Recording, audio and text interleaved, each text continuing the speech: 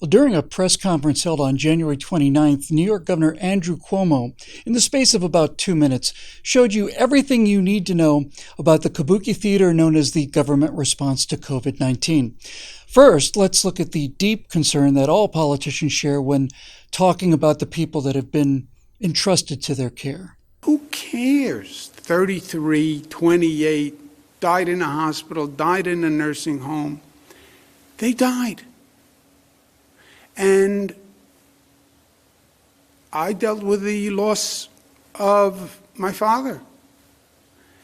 The pain is so incredible and inexplicable, and why,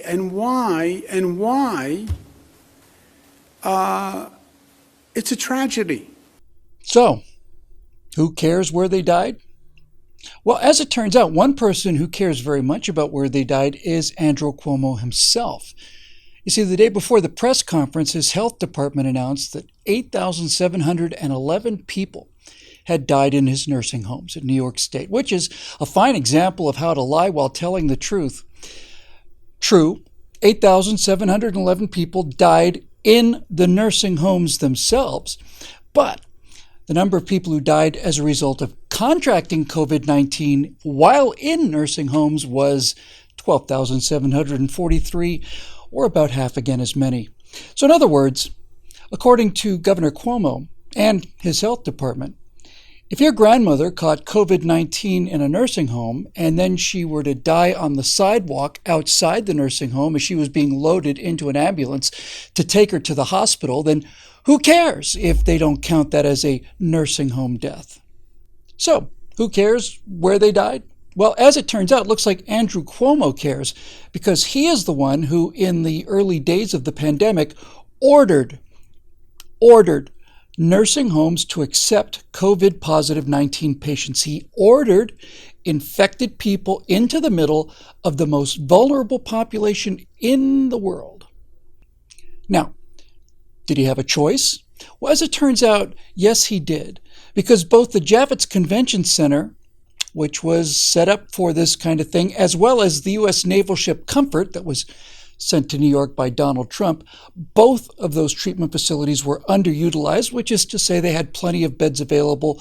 But no, Governor Cuomo ordered the elderly sick to go back to their nursing homes. But who cares about that really? By the way, take a look at this. This is as fine a piece of political evasion as you're likely to find.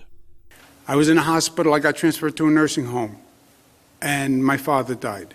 My father was in a nursing home, got transferred to a hospital, and my father died. People died. So a person goes from a hospital to a nursing home and they died, or a person goes from a nursing home to a hospital and they died. Who cares? Or, in the words of another prominent Democrat, what difference at this point does it make? Here's the difference, Governor. If somebody is in a nursing home, contracts COVID-19, and then goes to the hospital and dies, that person is going to get treatment where the treatment is. However, if somebody has COVID-19 in a hospital and then goes to a nursing home, not only are they walking away from the treatment, they are walking into a breeding ground of this virus, which is a very picky eater. It likes old people.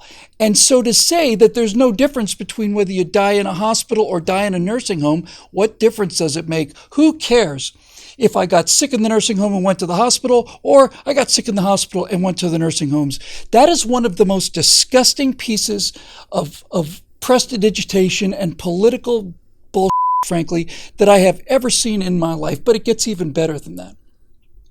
96% of the people who die are older people with comorbidities, which happens to be the population that lives in nursing homes.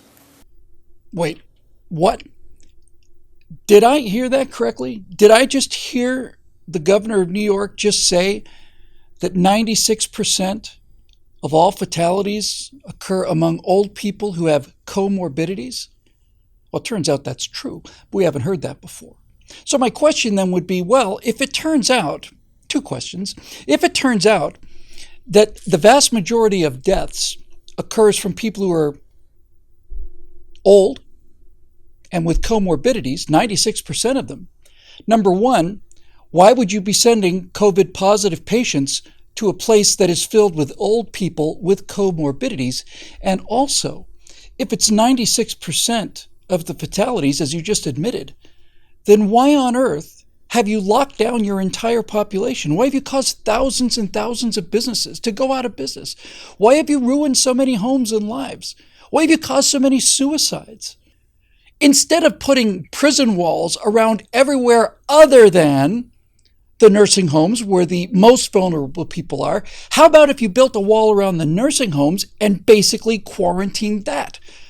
I don't know, I'm not a doctor or anything, but that just seems to be a little more sensible than what we've seen.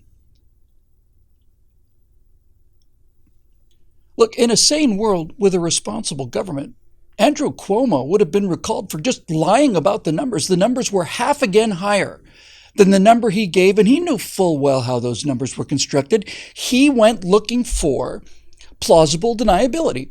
He went looking for a way to get the smallest number possible because he does care about who died in nursing homes and how many people did. Just lying about the number should be enough in any respectable government to get that person removed from office.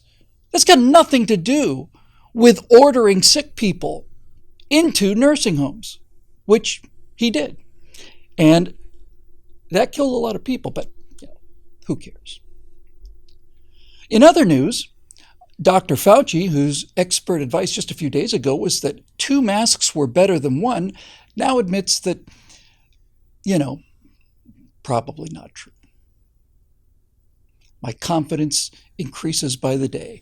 And in other news, we're now discovering all kinds of different research studies that show that hydroxychloroquine really does have a significant effect on people. It really does save lives. It really is effective, especially if you catch it early, in reducing the severity or sometimes eliminating completely the symptoms of COVID-19. Now, of course, we're only hearing about this now because for during the last year or so, the idea that hydroxychloroquine, coupled with zinc especially, could have a significant effect on COVID-19 was derided as junk science and lunacy and conspiracy theories. Now they admit it's absolutely true.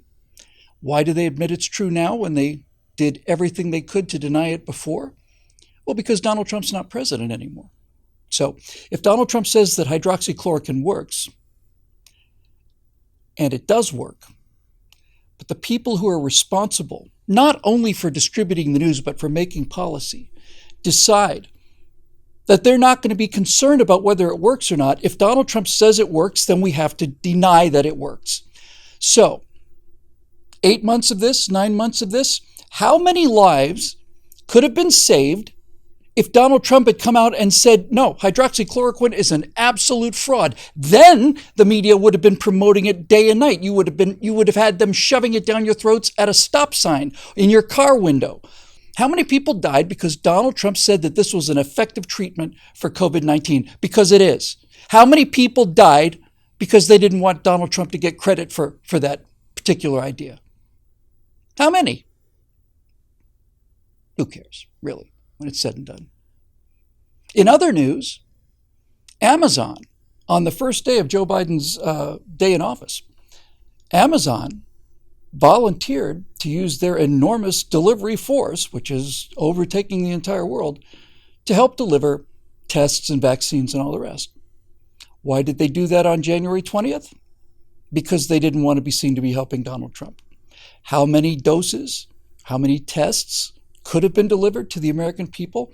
How many lives could have been saved if they had done this earlier? They had the means to.